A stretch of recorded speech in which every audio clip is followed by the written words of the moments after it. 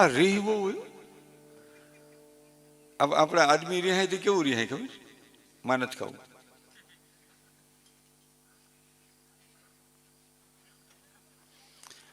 હું આદમીને ખાસ કાયમ કહું, રિહાવું હોય ને તો પેલા જમી લેવું પછી જ ખાવા રિહાવાનું. પેલા ઘરવાળા કેવું લાય ખાવા, કેમ રિહાવું લાય ખાવા લે, ખાઈને પછી સુઈ જવાનું. કામ નહીં કરવાનું, આપણે રિહાવાનું સીધું જ હડતાલ જ રાખવાની. કામ નહીં કરવાનું, સુઈ જવાનું. પાછું 5 વાગે 5:30 ઉઠી સ્વામને કેમ રિહાવાનું. સાંજે 7 વાગે લાય ખાવા રિહાવાનું. ખાઈ લ્યો એટલે રીહ સડે નહીં. મૂળ ભૂખ્યું વળ લે છે ને એટલે બધા રીહ સડે. રિહાઈને પછી ઓલી ઘરવાળી બરકવા જાય ને, હાલો ખાવા નથી આવો વૈદા હે ભાઈ રાણી. તો છોકરો બરકવા, હાલો પપ્પા ખાવા નથી ખાવું, તમે મા દીકરો ખાઈ લ્યો, મને ભૂખ નથી લાગી. હાલો ને પપ્પા, હે ભાઈ રાણી નથી ખાવું કીધું નહીં તો અમે ખાઈ લઈએ. હા ખાઈ લ્યો. હવે એ મા દીકરો ખાઈ લે, આ તો ભૂખ્યું વળ લેતું હોય. હવે સાંજે પાછા 100 વાગે બરકવા જાય, હાલો ખાવા. તે બપોરે ગળસી લીધું, તને ગુડવા આવ્યા હતા. ખાઈ લેની સાનું મોનું. રિહાવું ગમે એટલું હોય, ખાઈને રિહાવ એટલે વાંધો જ ન આવે. ખાઈને ખાઈ લો એટલે રીહ જ ન થડે. તને કહું હે ભાઈ મૂકીને મોબાઈલ હું મતો છે મને.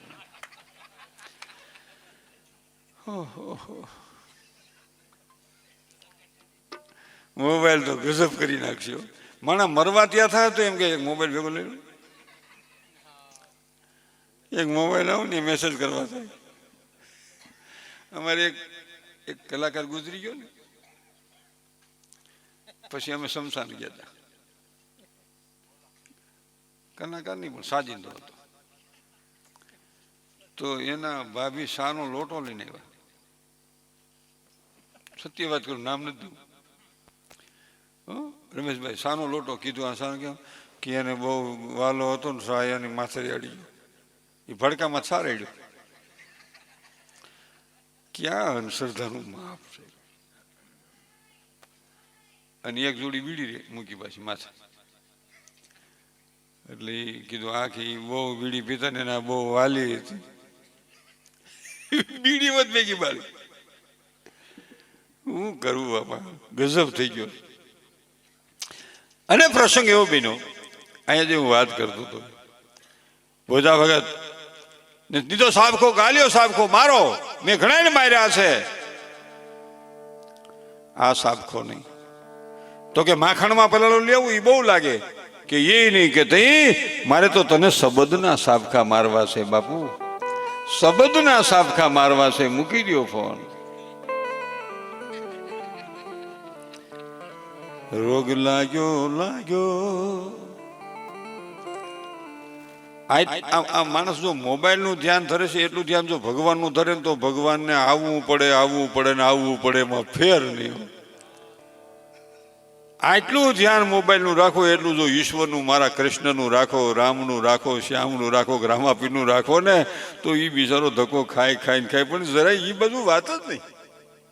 માતાજીનું ધ્યાન રાખો તો માતાજી આવે, પણ ગમે એમ થાય ઘડીએ ફોન જોવો પડે અને નાના છોકરાનું કઈ હેઠળનું કપડું જોવું પડે. આ પોઝિશન છે. કાંઈ નવીન એમ થયા કરે. એ ઘરમાં એને ભોજા ભગત 165 સાબખા માર્યા. વિઠ્ઠલના શુભો મૂકવા જાય, લેવા જાય, રોજ એક સાબખો મારતા અને આ એક સાબખાની 2 કરી. એ ઘરમાં એને એ ઘડીનો રાખે સગો ભાઈ, જીવને શ્વાસ તણી સગા. હું 1 વાગ્યા સુધી આગવાનો છું, પછી ભગત ભોજન ગાહે. તમને ખબર છે તમે સંતવાણીના આરાધકો છો. પછી ભગતને ભજન હું આપીશ, એ આરાધ કરશે અલખનો. પણ હું હવે 15 મિનિટ છોડે 15 મિનિટ મારા ભગવાન જાળવી જાઉં એટલે હમણાં ભોજા ભગત સમાધિ લઈ લી.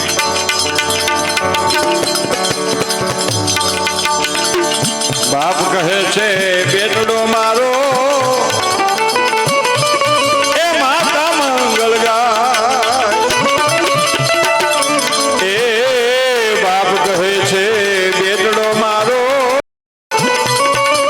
એ માતા મંગલ ગાય.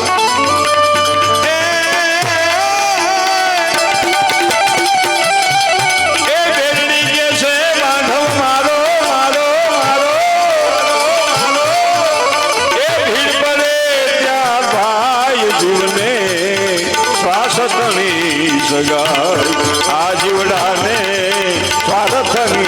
સગાઈ ઘરમાં એને એ ઘડીનો રાખે સગો ભાઈ જીવને શ્વાસ તણી સગાઈ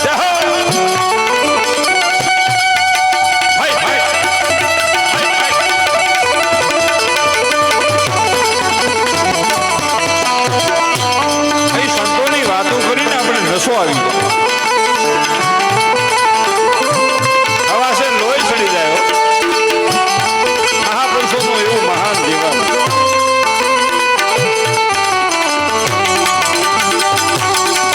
માણસ ગુજરી જાય એટલે ગાયના ગોબરથી છોકરો કરવો પડે પછી ભેંસ બાજુ ખોટા એકનો ગોદડો હોય એ નો હાલ ગાયનું ગોબર જોઈએ એટલે કે છે લીપુને ગોઈબું આંગણું એનું કાઢવાની વેળા થઈ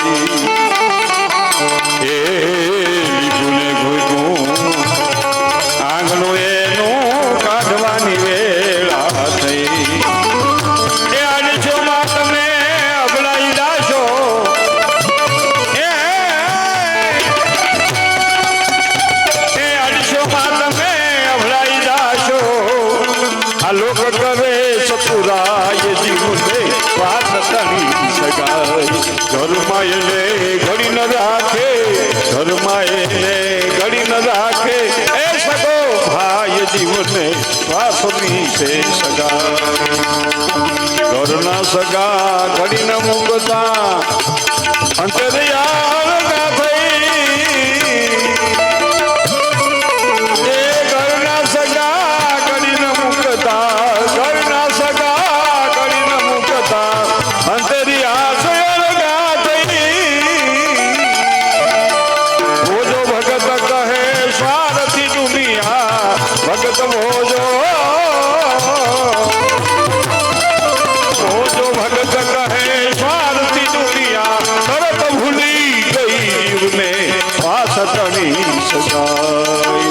if સડ્યું મોતપને માળે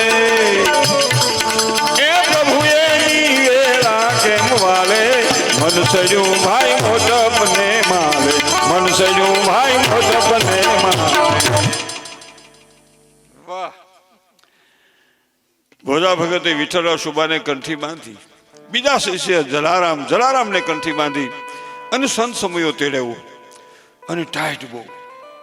બધા સંતોને જલારામને ભોજા ભગતે અધરાઈતે કીધું. અધરાઈત એટલે 12 1 વાગ્યા પહેલા. ટાઈટ એટલે -ડિગ્રીઓ હોપો પડી ગયેલો ટાઈટ, બહુ ટાઈટ. સાજીનાથ ના ત્યાં સમજો ને આપણો પ્રોગ્રામ થાય નગરીનાથ નો કાઢે મારો બાપ સમાધિ લેતો, કારણ કે એને જ કાંઈ એમ ન થયું. ફોલદાની ઘરવાળી થોડી ફોલદાથી બીવે, કે આપણે બીતા હોય. એ તો આમ અમે આમ આંખ કાઢે ને આમ.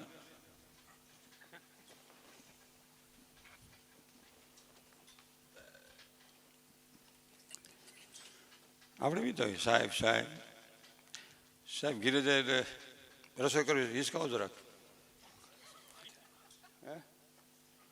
શું થાય? લાઈ દોરી નાખું તો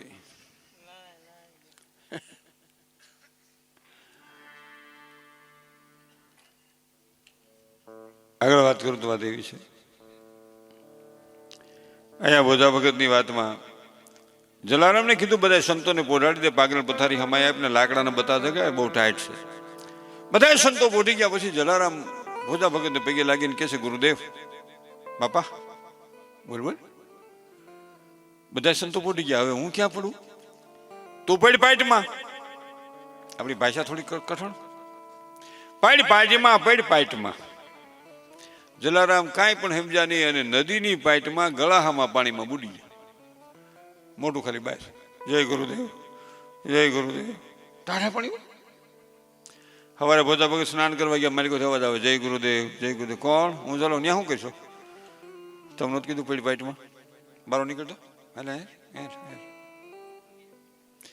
લાકડાનો તાપ કરી તપાયો, આ પાઇટમાં પડાય મરી જાય. કે પણ હું એમ સમજતો, પણ મેં તને લાકડાની પાઇટમાં પડવાનું કીધું, આમાં પડવાનું હોય કે હું આ સમજતો પણ મરી જાય. તેથી જલારામ જોગી જલિયાણ વીરપુર વાળો કે મોત મને મંજૂર છે, મારા ગુરુના મુખમાંથી શબ્દ નીકળે હું ન પાડું તો મારી ગુરુ ભક્તિ લાજે. અને ભજા ભગતની સાથે ગજગજ મણિફૂલવા દીકરા જલા જા તારો જગતમાં જય જયકાર થઈ જાય. આ વીવડ કાળે હજીવર રહે મારું એનું પ્રગટ પ્રમાણ છે. 88 ના દુષ્કાળમાં એ વીવડામાંથી 3 ગામ પાણી પીતા હતા. હવે તો ડેમ થઈ ગયું, વાંધો નહીં. પણ બીજા શિષ્ય વાલમરામ, લવાભાઈ કાતોડિયા, ગારિયા ત્રણેય દીકરા, મોટા નામ રામો હતે, નાના નામ વાલો. અને શિશોરામાં એ 7 વર્ષની ઉંમરે બોજા ભગતે કંઠી બાંધીને કીધું કે રોજ ઠાકરના દર્શન કરજે. 14 વર્ષનો થયો એ નીમ બરોબર રહેલું, પણ 14 વર્ષે એને શિશોડો માંડ્યો મોટા ભાઈ ગારિયાધાન સીમાડે. અને ગારિયાધાનના સીમાડે શિશોડો માંડ્યો.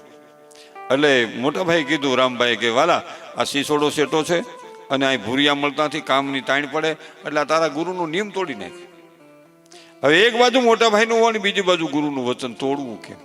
મોટા ભાઈને ના પાડવી કેમ? હવે હાંજ પડી અને વારી નાખે. અને વારી નાખે એટલે વારી એટલે આમાં નાના છોકરાઓને કઈ ખબર ન હોય, મોટા વડીલોને ખબર હોય. વારી એટલે આપણે કાંટાની ઘાસી લઈ આવતા અને હણેથી હું એ સુઈલમાં વારી નાખતા. છોકરાઓને કઈ ખબર ન હોય. પેલા શિશોડા સીમમાં હતા, હવે ગામમાં આવી ગયા. હવે તો 10 નો અડધો, 20 નો આખો, બરફ જાજો, રહ થોડો. હવે બધું એવું થઈ ગયું ને. અને તઈ ભૂરિયા કામ કરતા. તે આપણી હગાવાલાની ગેંગો હતી. અટાણે ગેંગ છે એમ તેની ગેંગ આપણે ઘરની જ ગેંગ હતી. માસીના બેક આવે ને, બેક ફઈના આવે ને, મામાના આવે ને, આપણી કંપની બધી થઈને ઝીકી નાખે. અને ખરબોલીને શેરડી કાપતા હોય. મેં બહુ 20 વીઘાનો વાળ વાવેલા છે, મને ખબર છે બધી. ભૂરિયા જેટલો ઠાક સેમાય ન લાગે. રાતના 12 વાગે પાળી છૂટે ને, 11 થી 12 તો નીંદરમાં સોતા હારતો હોય. જેવી પાળી પૂરી થાય ને તો નીંદર કે તારું પૂરું. કામેશમાં નીંદર આવી જાય, શેરડીને સોતામાં નીંદર આવી જાય, કારણ કે ઠાક્યો હોય ને. અટાણે દંડલો પીનાના ગાડલામાં નીંદર નથી આવતી. કેમ નીંદર નથી આવતી? નહીં આવે. મારે એક મિત્ર છે અબજોપતિ, એની ઘેરે હું ગયો. મને ક્યાં રોકાણો જમવા બેઠા તે મેડમ પડખે બેઠા. હવે આને ડાયાબિટીસ, મારે તે માપે હતું. એ છોકરાને બહુ આવ્યા શીરો લઈ મારામાં નાખ્યો તો મેડમ ની હતી. એને નહીં, પપ્પાને નહીં, પપ્પાને નહીં. એટલે કે થોડોક તો નાખો, મનસુખ રહે કે નહીં, કાલ મપાવ્યું. તો કે દૂધ લાવ, કે દૂધમાં ફેટ હોય. તો કે આ શાક નહીં, એમાં તેલ. તો આથણું નહીં, તમને એસિડિટી થઈ જાય. કે પાપડ એમાં હોય મીઠું. તે શું કરું? એ શાહી દીધી ને કે આમાં સોળી નાખો. ધોમ સાહેબીઓ. મને કે રોકાના જ. મેં કે ના ભાઈ ના. મને કે રોકા 10 કરોડનો બંગલો. આપણે ખીરસા નહોતા પણ મને કહેતા હતા કે 10-12 કરોડનો છે. પૈસે મને કે આ 5 લાખનું ગાડલું છે, 10 નો બેડ છે.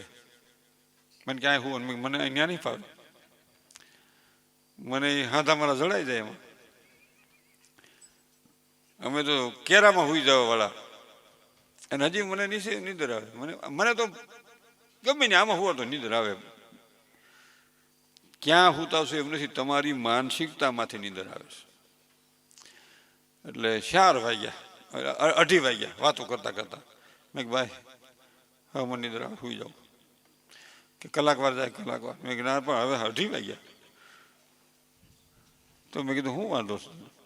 એ 4 વાગ્યા માંડ નીંદર આવે. કાકા ત્યાં બધું શું હાલ્યું છે? આ એટલું બધું છે ને તને 4 વાગે નીંદર આવે. ઢંડલો પીલો 5 લાખનું ગાડલું તો નીંદર નથી આવતી. મેં ગઠોડા વાળું ગાડલું હોય ને અમે હુતા નથી, નીંદર આવી નથી.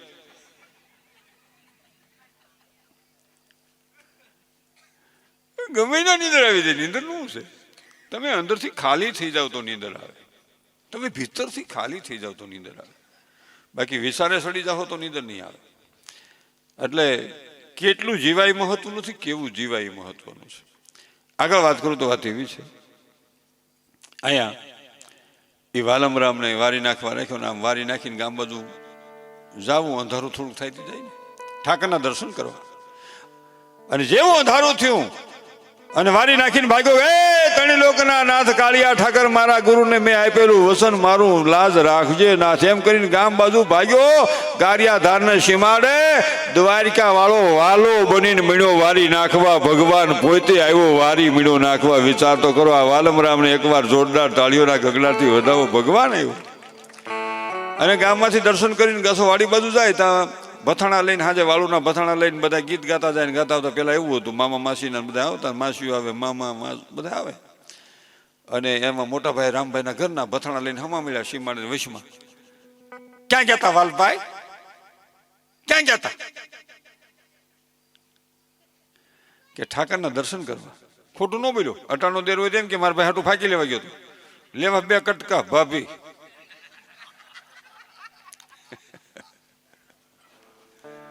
સતને માર્ગે હાલતો તો ખોટું ન બોલ્યો. ઠાકરના દર્શન કરવા ગયો. બીજે દી એની ઘર રામભાઈની ઘરવાળી આવીને એના ધણીને એના પતિદેવનું સ્વામિનાથને કીધું, તમારે આખું ક્યાં છે? અહીંયા છે હાર્યું. આ રામભાઈને ક્યાં? આ વાલભાઈ આવ્યા ગામમાં.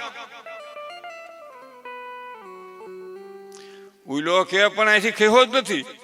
મારી ભેગો વાલું કર્યો, આ ગળનું ગાડું પર આવ્યું, વારી નાખતો હતો. તે હું ખોટી, ઉલો કે હું ખોટો, બે હાસા હતા. બીજે દી કે નહીં, શેરડિયા ઓરવા રાખો, ઢાંઢા હાંકવા રાખો. એમ 3 દી સુધી એમ થયું. 3 દી થયું પછી તો રોજ સામો મળે વાલભાઈ. પાછો પૂછે ભાભી એટલે કે.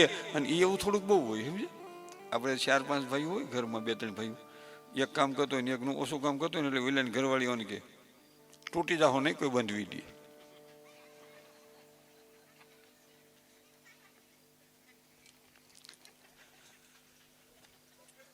આ તો 1000 ગાંવ શેતાની વાત છે, અહીંની વાત નથી. આપણે ભેગા રહેતા ને ભેગા, તે દૂધ આપણે તો ખૂબ દૂધાણા ખૂબ હોય. પછી બાયું દૂધના, તેથી બીજો ખોરાક તો નહોતો, દૂધનો જ ખોરાક. લાડવા તો આપણે 8 મળે એવું બધું. પછી જઈ આપણે હોય ને એવું તહેવાર તઈ કંઈક ખાવાનું સારું હોય. બાકી તો દૂધ આપણે કાયમ હતું. દૂધ તો દૂધાણા હતા અને ડેરીઓ નહોતી એટલે ઘીરે જ ખાવાનું, ઊભે ગળે જ ખાવાનું. એટલે પછી બાયું છે ને, હાલે આપણું પીઝા, આપણા ભાગનું પીઝાની પણ હાલે, દસ્યું હાલે પીઝા આપણા ભાગનું. ના કે મોટીનો પીઝા, પીઝાની પણ એને હદેસા ને હદતું નથી ને શું કામ ભરાવો છે? એને આધોણું થઈ જાય પાહોત. એવું બહુ હતું મારું.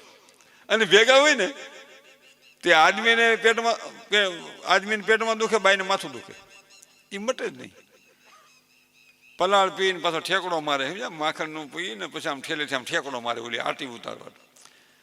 પણ એ આટી ઉળે નહીં, પેટમાં આટી પડી ગઈ, નોખા થાય ને એટલે આટી ઉળી જાય. એટલે આપણે પૂછ્યું, હવે આટી હવે છોકરાને પડે છે. જે ભેગા પરિવાર રહેતા હોય ને, મારી પ્રાર્થના છે, કોઈ દી એમ કહેતા નહીં હૈયારું છે, મારું છે. દરેક ઘરના સભ્યો એક જ વાત કરવાની, મારું છે, મારે વધુ કામ કરવું પડે, મારું છે, મારે વધુ કામ કરવું પડે. આ વિચારધારા જે પરિવાર ધરાવતો હોય છે એની પ્રગતિને દુનિયાની કોઈ શક્તિ રોકી જ ન શકે, કોઈ પ્રગતિને રોકી જ ન શકે. મારું છે. હૈયારું હાંધો થઈ ગયો, એમાં તૈડ પડી ગઈ. ગમે એવો પથ્થર હોય અને એમાં તૈડ પડે ને એમાં લાપડું ખળ ઉગે ને, એ લાપડું મજા કરતું હોય, બે પણ જુદા પડતા જાય. આ વિચારજો. આગળ વાત કરું તો વાત એવી છે, અહીંયા રામભાઈના ઘરના કહેશે કે તમારું ધ્યાન ક્યાં છે? 3 દી થયા ગામમાં આવે છે, હું કાંઈ ખોટી નથી? પૂછો આ બધાને. બધા કે હા આવે છે. રામભાઈ વાલાને બોલાવીને કીધું, તારી ભાભી ખોટી હાલ નાખે છે, તું અહીંથી ખેહો જ નથી. કે મોટા ભાઈ, હું તો 3 દી થયા જાઉં છું ઠાકરના દર્શન કરવા. ખોટી વાત. કે ખોટું બોલું તો મને રામ દોવાય છે. કે તું અહીં કોણ? તે દિવાલાની આંખમાંથી દળદળ આહુડાની ધારું થઈ. મોટા ભાઈ, એ વાલો નહીં, મારો વાલો દ્વારિકા વાલો આવ્યો હશે, હું નહોતો, મારો ભગવાન આવ્યો હશે. કે તો કાલથી તારું નિયમ ચાલુ રાખજે. કાલથી મારું નિયમ તોડી નાખું. કા? મારા હાટું મારા ભગવાનને કામ કરવું પડી, ભક્તિ મને મંજૂર નથી.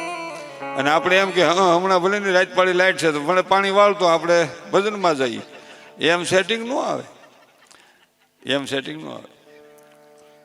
અને એમાં ટૂંકમાં વાત કરું તો ભોજા ભગતના શિષ્ય 18 વર્ષની ઉંમર વાલાનેથી બાપનું અવસાન થયું. 4 વર્ષ દેશમાં રટણ કરી અને 22મા વર્ષે ભોજા ભગતના તળમાં આવી. પોતે ભોજા ભગત, જલારામ અને વાલમરામ અને ભોજા ભગતના મોટા ભાઈના દીકરા અર્જુન ભગત 4 જણા સેવા કરીને એમાં સંઘ દ્વારિકા હાલીને જાય અને તે શંખ ચક્ર ગદા પદમની છાપું મારતા. એ હાલીને દ્વારિકા જાય અને આ ભોજા ભગતને કીધું, હાલો ભોજા ભગત દ્વારિકે જાવું છે, શંખ ચક્ર ગદા પદમની છાપું લઈ કાયાના કલ્યાણ કરવા માટે હાલો હાલો જાવું છે, હારો હથવારો જોઈ છે. ભોજા ભગત કે મારે નથી આવવું, ભગવાનને છાપું મારવી હોય તો દ્વારિકાથી અહીંયા મારી જાય, મારે વખત નથી.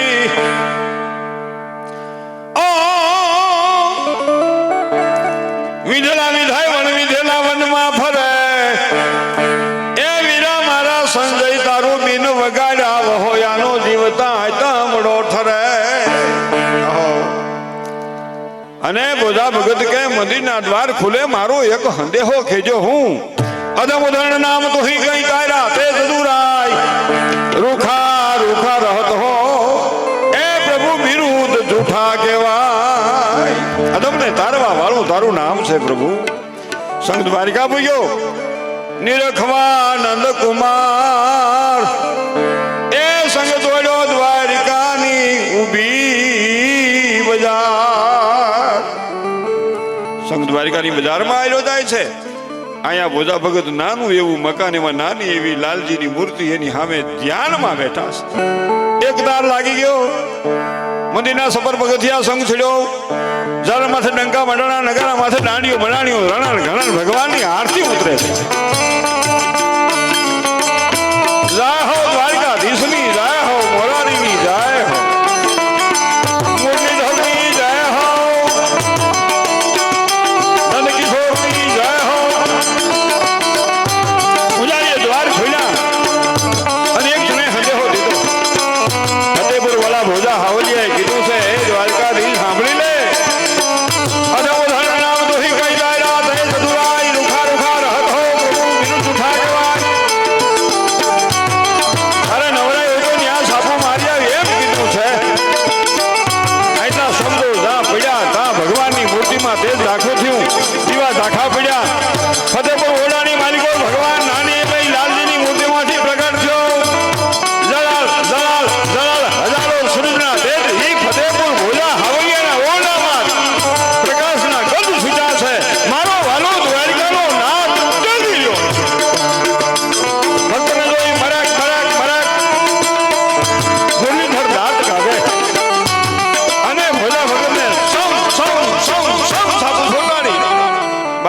સાપું મારી તા ભોજા ભગત નું ધ્યાન તો દ્વારિકાનો નાથ રણછોડ રાય પોતે.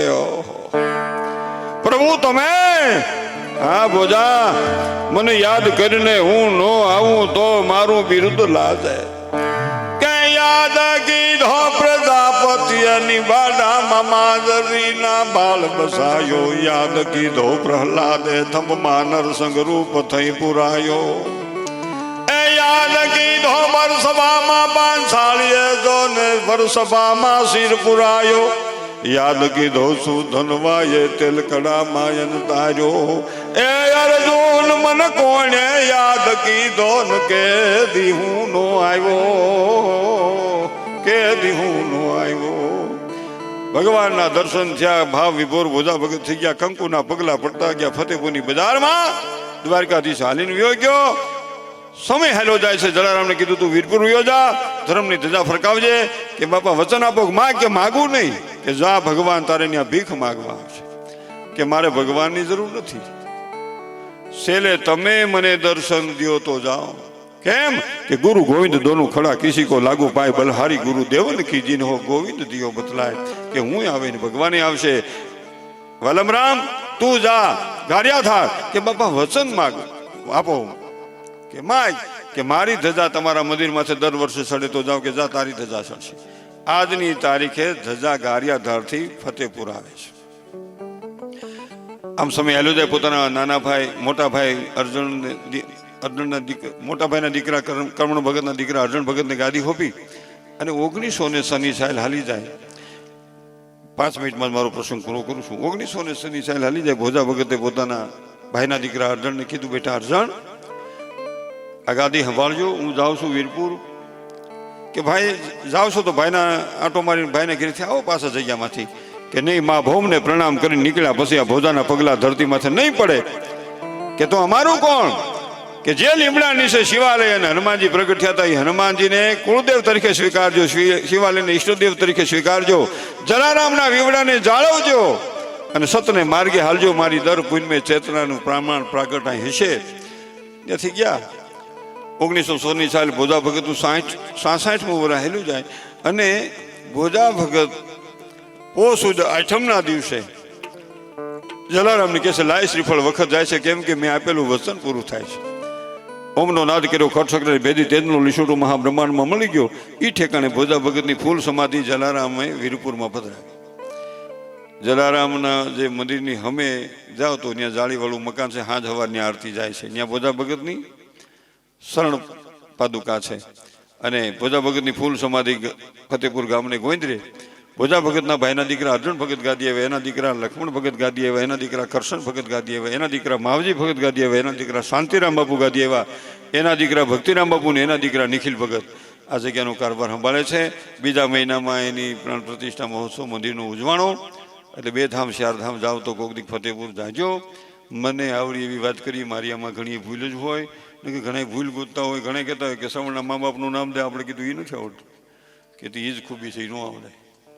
તો ઘણા કે રામને કે બેન હતી તો હોય છે, રામ લક્ષ્મણ ભરત શત્રુઘ્ન કે શું નામ હતું, કે નામ હતું બેનનું, એમ સારું શોભનાબેન નામ હતું હોય છે. તો રામ લક્ષ્મણ ભરત શત્રુઘ્ન શોભનાબેન. તો એક જણો મને કે રાવણને છોકરી હતી, મેં હશે કોકને ફોન લાગશે તને શું વાંધો, એનું નામ ન આવડે તો આપણને કઈ વાંધો નથી.